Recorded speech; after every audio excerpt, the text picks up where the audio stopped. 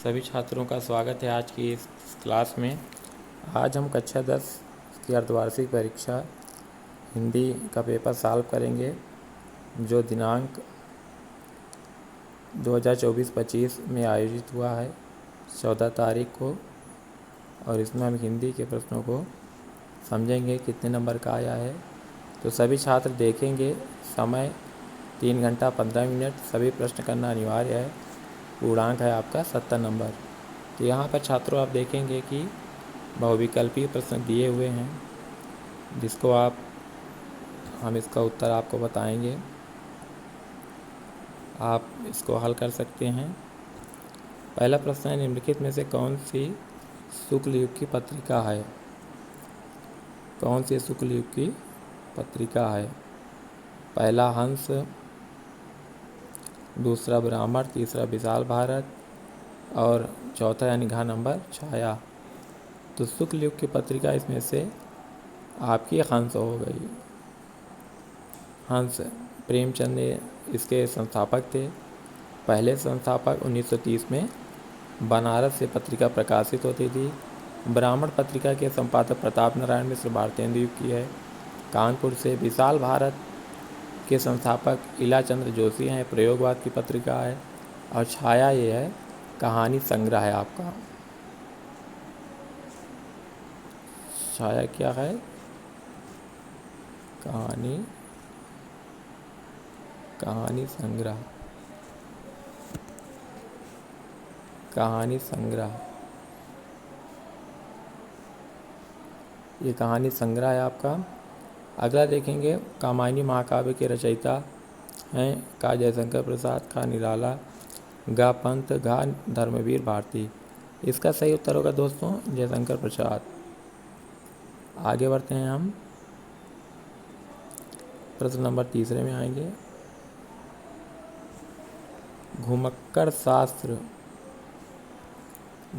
शास्त्र के लेखक हैं? घुमक्कड़ शास्त्र के लेखक हैं? का राहुल सांकृत्यायन, खा मोहन राकेश, ग जयशंकर प्रसाद, घा राजेंद्र प्रसाद।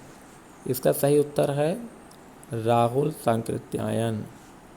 चौथे प्रश्न में आएंगे हम, शुक्ल युग के लेखक नहीं हैं।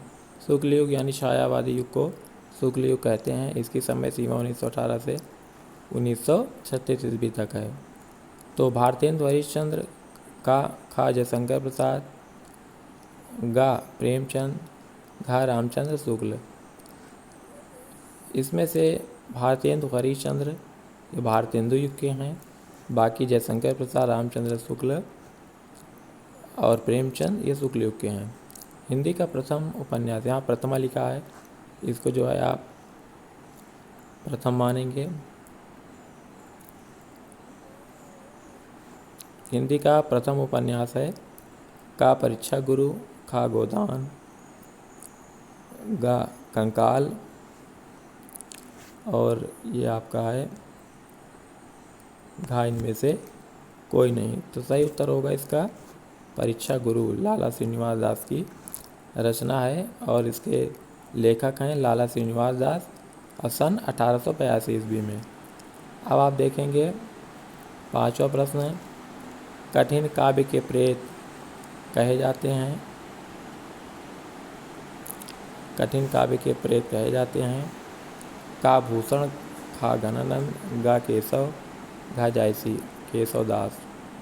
छायावादी युग के कवि हैं का प्रताप नारायण मिश्र, खा भवानी प्रसाद सिंह, गा निराला, घा इनमें से कोई नहीं। तो इसका सही उत्तर है सूर्यकांत त्रिपाठी निराला। निराला छायावाद के शिव कहे जाते हैं। आगे बढ़ेंगे दोस्तों।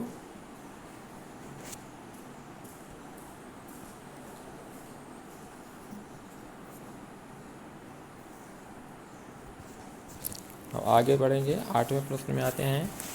तार सप्तक के संपादक कौन हैं? गा का नरेंद्र शर्मा, खा केशव, गा अज्ञेय और घा महादेवी वर्मा। इसका सही उत्तर है अज्ञेय।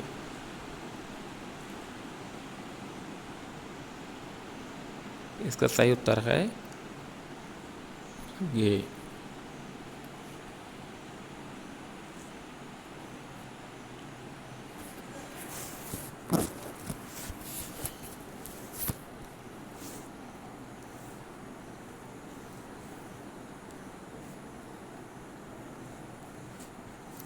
इसका सही उत्तर है आगे। इसी प्रकार चिदम्बरा के रचनाकार हैं सुमित्रा नंदन पंत। प्रगतिवाद के चिदम्बरा के रचनाकार हैं सुमित्रा नंदन पंत। आगे देखेंगे हम।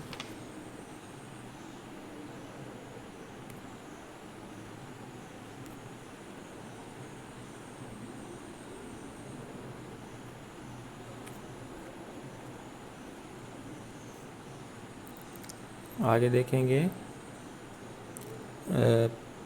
प्रगतिवादी युग के कवि हैं ये आपके इसमें का प्रभाकर माचवे, खा नरेश मेहता, गा शिवमंगल सिंह सुमन, घा गे शिवमंगल सिंह सुमन। इसका सही उत्तर होगा शिवमंगल सिंह सुमन। हास्य रस का स्थायी भाव हास है। चरण कमल बंधव हरिराई में प्रयुक्त अलंकार रूपक। सोरठा छंद में 4 चरण होते हैं। अनुमान में अनुप्रत्यय। शताब्दी में द्विगु समास। रात का तत्सम शब्द होगा रात्रि। रात सही शब्द होगा रात्रि।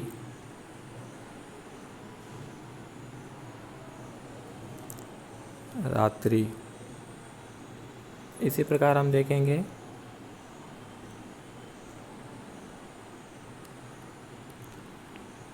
वाक्य के कितने तत्व होते हैं।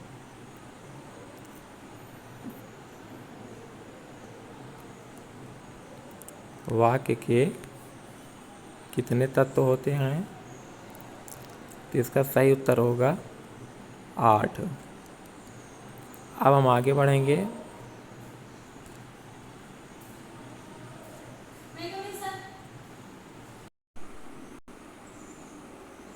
इसी प्रकार हम आगे देखेंगे भाषा की सबसे छोटी इकाई वर्ण या अक्षर। वाच्य प्रयोग के कितने भेद होते हैं। वाच्य प्रयोग के 3 भेद होते हैं। कर्तृवाच्य, कर्मवाच्य, भाववाच्य। गाय जातिवाचक संज्ञा है। इस प्रकार दोस्तों हमने 20 प्रश्न बहुविकल्पीय प्रश्नों को हल किया। उसके बाद देखेंगे ये आपका आया है पेपर में गद्यांश पर आधारित प्रश्न। ये आचार्य रामचंद्र शुक्ल का है। हम लोग कच्ची मिट्टी की मूर्ति के समान होते हैं। इसमें उपयुक्त गद्यांश का संदर्भ लिखना है। संदर्भ में होगा पाठ का नाम, लेखक का नाम, और दूसरा जो आपका आया है पहला पाठ मित्रता आचार्य रामचंद्र शुक्ल का है। दूसरा पद्मलाल पुन्नालाल बख्शी का क्या लिखूं पाठ से आया है। और इसी तरह पद्यांश में निर्गुण कौन देश को वासी में, ये आपका सूरदास के पद से आए हैं। मधुकर शब्द किसके लिए प्रयुक्त हुआ है। मधुकर शब्द यहाँ पर प्रयुक्त हुआ है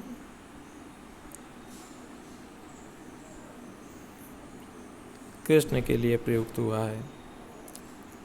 अब इसी तरह बिहारी का एक आया है।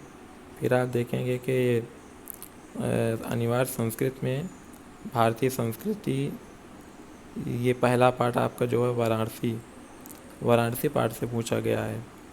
इसमें संदर्भ सहित अनुवाद लिखना है। उम्मीद है सभी छात्र इसको लिख लिए होंगे। फिर आपका आया है एक दूसरा अथवा करके प्रबुद्धो ग्रामीणा पाठ से। फिर उसी संदर्भ में आपको श्लोक लिखने के लिए आया है, और इस श्लोक में आपको श्लोक का अर्थ और संदर्भ लिखना है। फिर आप 5वें पाठ में आएंगे। 5वें में आपको दिया है कि अपने पठित खंड काव्य के आधार पर दिए गए प्रश्नों में से किसी एक प्रश्न का उत्तर देना है। तो यहाँ पर ये आप हो रहेगा, यहाँ पर जय सुभाष करना है।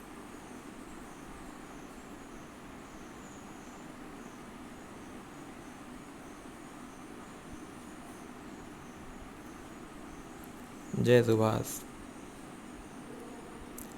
जय सुभाष खंड काव्य में सुभाष चंद्र बोस का चरित्र चित्रण अथवा जय सुभाष खंड काव्य का सारांश। तो छठवें के काम में आएंगे, निम्नलिखित लेखकों में से किसी एक का जीवन परिचय देते हुए किन्हीं दो रचनाओं का उल्लेख। यहाँ पर आचार्य रामचंद्र शुक्ल, जयशंकर प्रसाद, पद्मलाल, पुन्नालाल बख्शी।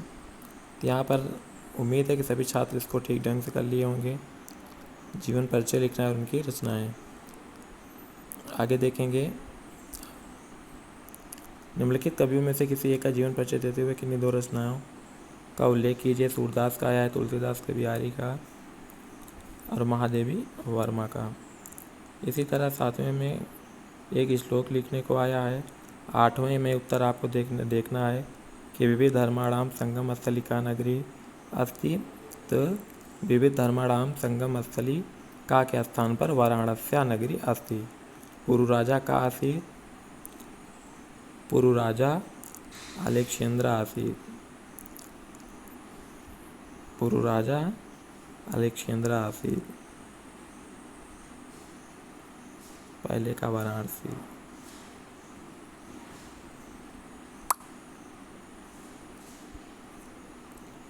पहले का वाराणसी, दूसरे का अलेक्जेंद्रा,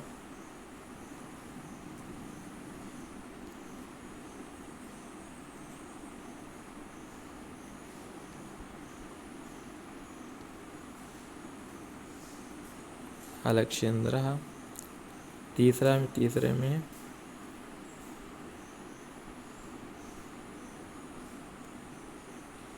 ग्रामीणा का उपहास। तो इसमें आप लिखेंगे ग्रामीणों का किसने उपहास किया? तो